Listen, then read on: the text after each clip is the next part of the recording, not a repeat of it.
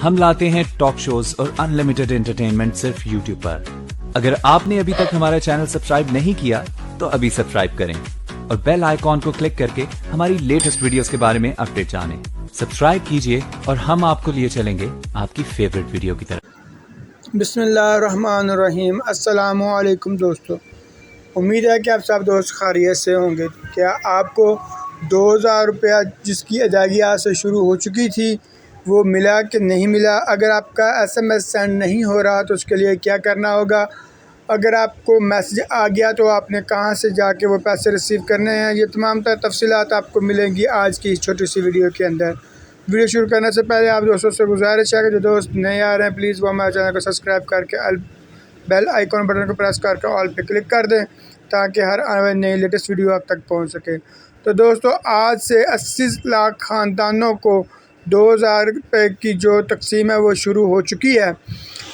और जिन लोगों ने 786 पे अपने रजिस्ट्रेशन के लिए मैसेज किया था जिनको मैसेज वापस आ चुके थे उनको आज से पैसे मिलना शुरू हो चुके हैं, जो कि पेट्रोल सब्सिडी की मद में उनको मिल रहे हैं। और इसके साथ 81-71 से भी उनको 14,000 रुपये जो है वो मिल रहे हैं।